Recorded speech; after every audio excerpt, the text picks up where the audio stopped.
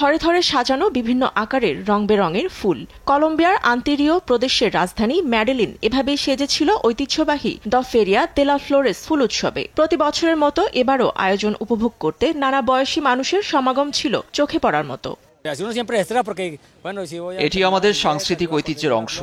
আন্তিওকিয়া এবং মেডিলিয়ানবাসী এজন্য গর্বিত। সান্তা এলেনাবাসীর শৈল্পিক সত্তা ও কৃষি সংস্কৃতি এখানে তুলে ধরা হয়েছে। এর মাধ্যমে আমাদের মধ্যে একতা আরও বৃদ্ধি পায়।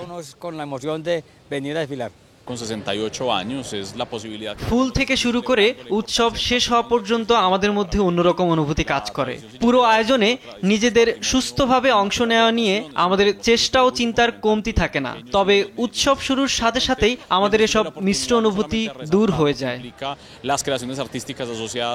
দীর্ঘ ৬৮ বছরের এই উৎসবের মূল আকর্ষণ ছিল রোববার বর্ণাঢ্য শোভাযাত্রায় ৫৪০ জন সিয়েত্রোস অংশ নেন। নানা রকম বাহারি ফুল তাদের ঐতিহ্যবাহী ঝুড়িতে বহন করে তারা সান্তা এলেনা প্লাজা থেকে দে সিসনোরস পর্যন্ত পায়ে হেঁটে ভ্রমণ করেন। আন্তিওকিয়ান ঐতিহ্যকে ধরে রাখার ক্ষেত্রে তারা গুরুত্বপূর্ণ ভূমিকা রেখে চলেছেন। এ সময় উপস্থিত সকলে তাদের উৎফুল্লভাবে স্বাগত জানান। ধর্ম, রাজনীতি, সামাজিক, পরিবেশ ও শিক্ষণীয় বিষয়গুলোকে কেন্দ্র করে এবারের উৎসবটি সাজানো হয়েছিল। নিউজ ডেস্ক, দেশ টিভি।